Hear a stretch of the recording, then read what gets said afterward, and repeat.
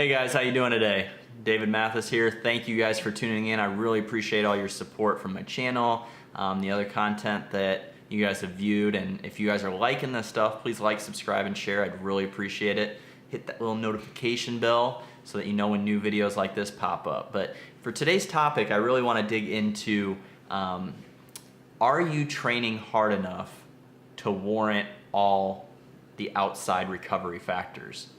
And what I mean by that is, so many people go and get massages. So many people go to the chiropractor. So many people spend an hour foam rolling every day and every night, right?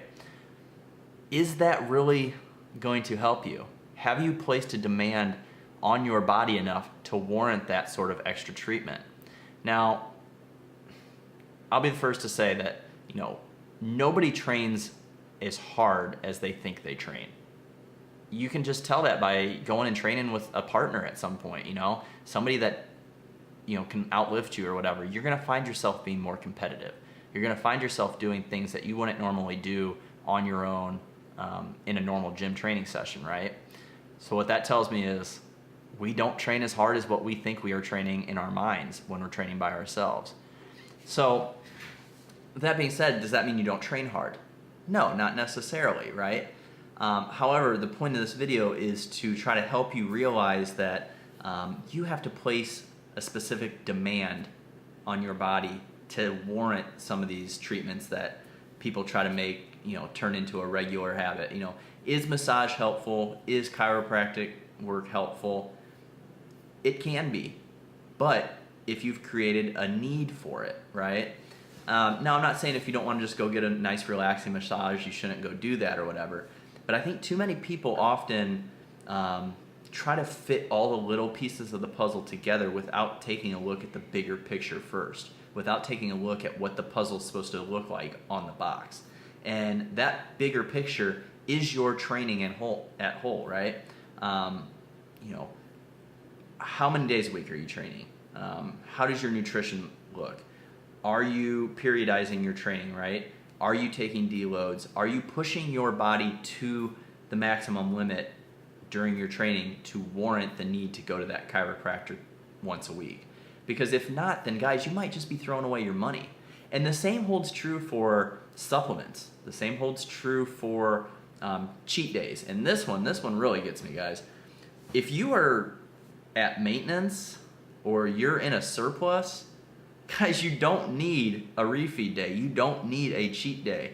Too many people think that when they start a fitness journey or whatever, that they've got to throw it in there without really realizing what the purpose of those recovery methods are for. If you're not, sub 10, 9, 8% body fat, and you haven't been in a caloric deficit for a while, you most likely don't need a refeed day. It's just that simple. Now, from a mental standpoint, that's where I think we need to work on being a little bit more mentally strong when it comes to our goals and the stuff that we go through on a daily basis. If you are sitting at maintenance level calories or in a surplus and you want to do a refeed day or you want to do a cheat day, by all means, go for it. But understand that that is not going to do for you what you think it might be doing for you compared to someone that is in like a show prep, deep into show prep. And it's just little things like this, guys, that I want to try to help you understand and perhaps maybe save some money, maybe perhaps save some unwanted fat gain from unnecessary cheat meal days, right? Now, I'll throw a caveat in there. If you really enjoy this stuff, then I'm not here to say that you can't do it. I'm talking from a strict training and progress standpoint. Understand your purpose of training, understand what intensity you truly are training at, and talk to somebody, talk to a coach, talk to somebody who can help you understand what recovery methods are used for and when in your program you should incorporate them. Because guys, the worst thing that you can do is,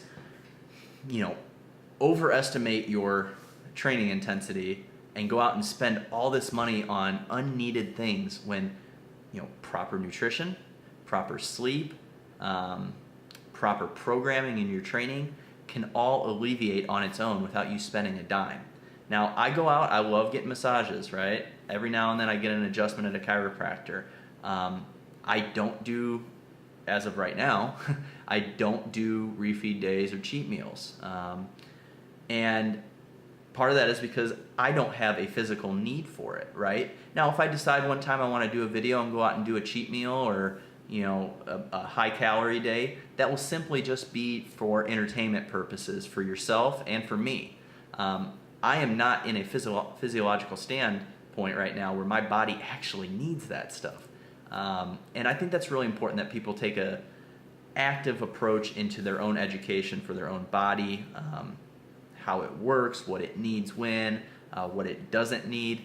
And I think that you could start saving yourself a lot of time, a lot of hassle, a lot of money from going out and spending unnecessary amounts of money on different recovery techniques when in reality it might feel good, it might be fun, but it's really not helping your performance that much, right?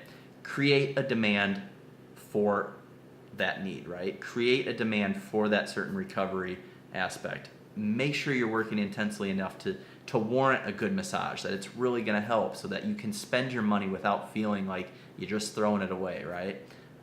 Make sure that you are in a low enough caloric deficit to take advantage of those refeed days, maybe that occasional cheat meal, which I really hate that term cheat meal, but I think you guys understand what I'm saying. Because if you're not in a physiological state where that is actually going to be useful for your hormones and for your mentality, then what you're going to find is you're going to get frustrated because you're going to throw those in once or twice a week, and you're going to start gaining more body fat than you really, really want, thinking that it's necessary to have a refeed day. It's not. It's not even that necessary when you're in a caloric deficit. You can get by without doing them. However, there are studies that do show that they are helpful, right? And there's a lot of studies that show that they are helpful from a mental standpoint, even more so maybe than a physiological standpoint. But the point is, understand your body, understand your training, understand your goals, and be smart about what you need, what's going to help you, and what's going to just be throwing money away. So I hope this helps you guys a little bit. I'm not against massages. I'm not against chiropractic work, refeed meals, cheat meals, all that stuff. What I'm against is people justifying that stuff when their body has not warranted it and is going to use it the proper way that they think it's going to be used, right? If you enjoy doing it, I'm not here to tell you can't do it. I want you to be educated. I want you to understand the purposes of everything you do from a training standpoint, a nutrition standpoint, and a rest and recovery standpoint. So thank you guys for tuning in. I really appreciate you guys listening to this little micro rant or whatever. But y'all go out and have a great day. Do something you love. Go get a great training session in, and always be improving each day.